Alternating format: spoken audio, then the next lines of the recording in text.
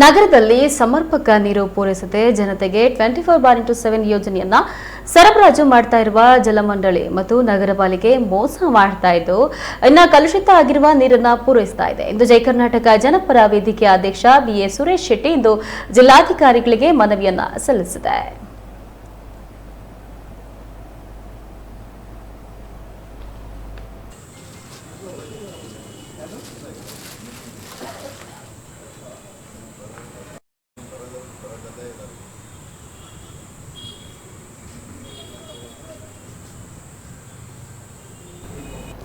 ಮುಂದಿನ ದಿನಗಳಲ್ಲಿ ಸಾರ್ವಜನಿಕರಿಗೆ ಕಾಲಾರ ಹಾಗೂ ಸೇವೆಗೆ ಸಂಬಂಧಪಟ್ಟ ಕಾಯಿಲೆಗಳಿಗೆ ಕಾರಣ ಆದರೆ ಇದಕ್ಕೆ ಜಿಲ್ಲಾಡಳಿತಗಳು ನೇರ ಹೊಣೆ ಎಂದು ಆಗ್ರಹಿಸಿರುವ ಸಂಘಟನೆ ಜಿಲ್ಲಾಡಳಿತ ತಕ್ಷಣವೇ ಎಚ್ಚೆತ್ತುಕೊಂಡು ಸಂಬಂಧಪಟ್ಟ ಅಧಿಕಾರಿಗಳಿಗೆ ನೋಟಿಸ್ ನೀಡಬೇಕು.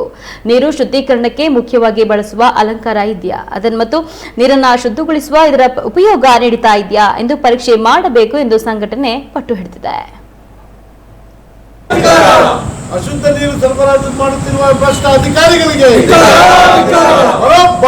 ಶಿವಮೊಗ್ಗ ನಗರಕ್ಕೆ ಈ ಮೊನ್ನೆಯಿಂದ ಒಂದು 15 ದಿವಸದಿಂದ ನೀರು ಸರಬರಾಜು ಮಾಡ್ತಿದ್ದಾರೆ. ಆ ನೀರು ಸರಬರಾಜು ಮಾಡ್ತಿರೋದು ಕಲುಷಿತವಾಗಿದೆ. ಅಂದರೆ ನಾವು ಫಿಲ್ಟರ್ ಮಾಡೋದು ಸಹ ನೀರು ಕೆಂಪು ನೀರು ಬರ್ತಿದೆ.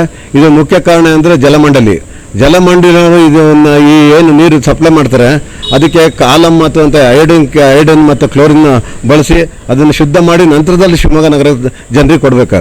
ಈಗಾಗಲೇ ಬೇಸಿಗೆ ಶುರುವಾಗಿದೆ. ಕಾಲರಾ, ಡೆಂಗ್ಯೂ ಹಾಗೂ ಟೈಫಾಯ್ಡ್ ಅಂತ ಇದು ಕಾಯಿಲೆಗಳು ಬರೋ ಸಾಧ್ಯತೆ ಇದೆ. ಈಗಾಗಲೇ ಜನರು ಗಂಟ್ಲು ಕೆರೆತ ಮತ್ತು ಇತರೆ ತೊಂದರೆಗಳಿಂದ ಶಿವಮೊಗ್ಗ ನಗರದ ಮೆಗನಾಸ್ಪತ್ರೆ ಹತ್ರ ಜನಗಳು ಜಾಸ್ತಿ ಆಗ್ತಿದೆ. ಇದನ್ನು ಮನಗಂಡು ನಾವು ಜಿಲ್ಲಾಧಿಕಾರಿಗಳು ಮನವಿ ಮಾಡೋದೇನೆಂದರೆ ಈ ಆಲಮ್ ಮತ್ತು ಇದನ್ನು ಟೆಂಡರ್ ಕರೆಕ್ಟಾಗಿ ಕರೆದಿದ್ದಾರೆ. ಈ ಆಲಮ್ಮನ್ನು ಮತ್ತು ಐಡಿನನ್ನು ಸರಿಯಾಗಿ ಬಳಕೆ ಮಾಡ್ತಾ ಇದ್ದಾರೆ ಅಂತ ತಿಳ್ಕೊಂಡು ಇದಕ್ಕೆ ಸಂಬಂಧಪಟ್ಟ ಅಧಿಕಾರಿಗಳ ಮೇಲೆ ಸೂಕ್ತ ಕ್ರಮ ತೆಗೆದುಕೊಳ್ಬೇಕಂತ ಈ ಸಂದರ್ಭದಲ್ಲಿ ಜೈ ಕರ್ನಾಟಕ ಸಂಘಟನೆ ಜನಪರ ವೇದಿಕೆಯಿಂದ ನಾವು ಮನವಿ ಮಾಡ್ತಿದ್ದೀವಿ DC ಅವರಿಗೆ.